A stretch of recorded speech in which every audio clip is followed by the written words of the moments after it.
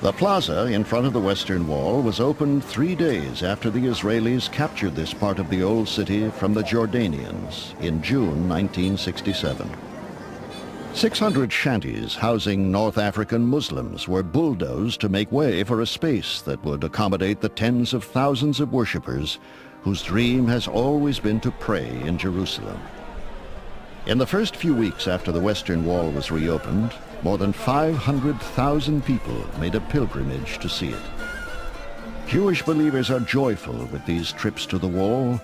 However, Orthodox rules forbid the Jewish faithful from visiting the area of the Temple Mount because the exact site of the sacred Holy of Holies, the innermost sanctuary of the Old Temple, has not as yet been found. Only the high priest was allowed to set foot on the ground beneath the Holy of Holies, and then only once a year. So the fear is that believers entering the area might accidentally walk across the Holy of Holies, violating one of the most sacred of Jewish laws. Jewish believers approach the wall with care. Men go to the left, women to the right. When they leave, as an act of reverence, they back away, still facing the sacred wall. They never wish to turn their backs to a place so holy and sacred. The wall serves as a center of Jewish social life, and all manner of important state and religious ceremonies take place there. Even army recruits are sworn in at the wall. So, despite the loss of the temples, the Dung Gate has managed to retain its position as a guidepost for Israel's religious life. The Western Wall has gates of its own. Some lead into prayer areas. Others lead to tunnels below the wall. Here, deep underground, it is possible to find more ancient gates leading to the Temple Mount. Most of the alleyways are long, narrow, and straight, conforming to the Roman grid pattern set up after Jerusalem's complete destruction by Emperor Hadrian after a Jewish revolt in 135 AD. Hadrian believed, as did many in the Roman Empire of the 2nd century, that Jerusalem was an ungovernable place which would never know peace. Jewish interests and Roman interests were completely at odds and had been for centuries. The Romans saw the Jewish people as locked into an ancient and unworkable code of laws, thousands of years old and entirely out of keeping with modern life. The Jews saw the Romans as egomaniacal colonizers with a seductive modern culture which would pollute, alter, and ultimately destroy the purity of Jewish religious practice. After a series of upstart Jewish revolts and violent reprisals by the Roman authorities, the decision was made to start over again in Jerusalem from the ground up. Under Hadrian, the city was completely razed to the ground, renamed and rebuilt. The Jewish community was evicted and not allowed to return. A whole new city called Aelia Capitolina was laid out under the Roman plan. It is from this time that we begin to see the shape and form of today's old city of Jerusalem beginning to emerge. Straight boulevards were laid out in grid form across the city. The main road, running roughly from today's Damascus Gate to the Dung Gate, was called the Cardo and was the main axis of the city. The Forum, or marketplace, was located along this main avenue, and some of the arched stalls dating back 2,000 years have recently been excavated and are visible along the Cardo today. Parts of this ancient Roman street have been preserved, roofed over, and modified. The Cardo has now become a modern tourist arcade. It even boasts a Roman version of a famous department store amongst its many art shops and galleries, Herod's. Old Jerusalem is a city that has learned to live with divisions. Its ethnic populations have separated themselves into clear-cut communities.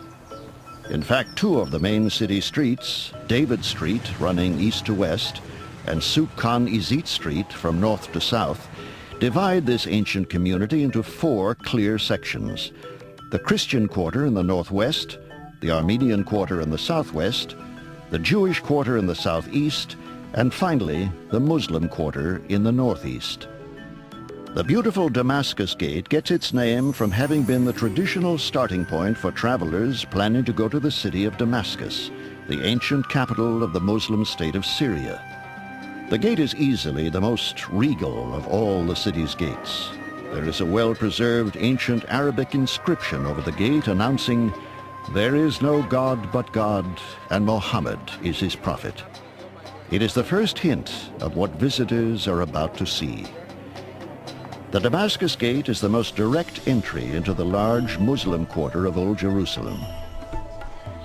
The gate is always busy, especially at noon on Fridays, when huge crowds of Muslims make their way from the El-Aqsa Mosque on the Temple Mount to their homes outside the walls in East Jerusalem. They are returning from personal prayers and the gathering of the congregation in the central mosque. They will usually be making their way home in the hot midday sun that always seems to be beating down on the old city. This opens the door for the water sellers, who have been plying their trade near the Damascus Gate since earliest times. They make a few coins providing cool drinks.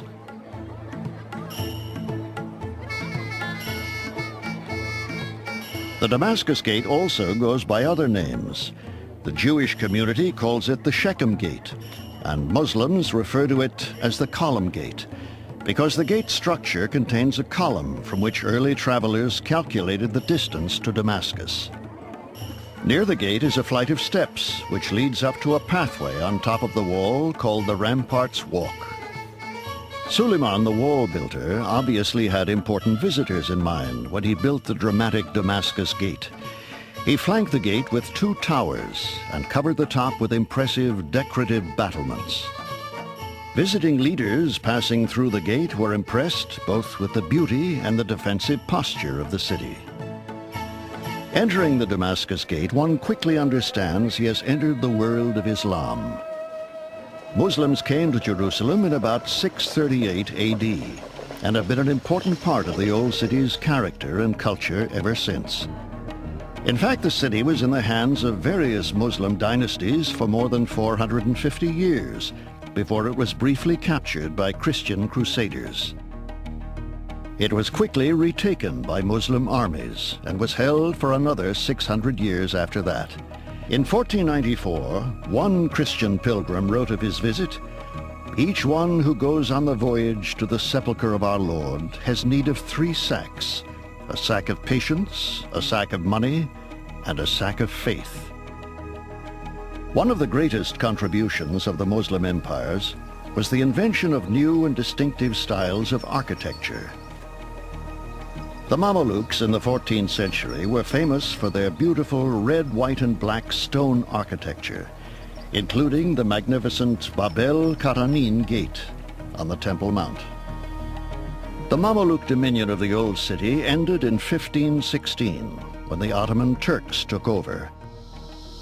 Muhammad taught that his first connection with Jerusalem happened when he was awakened by the angel Gabriel in Mecca, who removed and washed Muhammad's heart and instructed him to take an evening journey to the farthest place, which is widely understood to be Jerusalem. While there, he visited all the holy places and met Abraham, Moses, Jesus, and other prophets at the Temple Mount. From the rock in the center of the Temple Mount, Muhammad climbed a ladder of light through 7 heavens. He appeared before Allah, who instructed him about prayer. Shortly after Muhammad's death in 632, his successors began rapidly spreading their faith beyond their Arab home. At that time, Jerusalem was ruled by Roman and Byzantine conquerors. In about 638, the Muslims, under Caliph Omar, moved on the city, and after a 4-month siege, took control.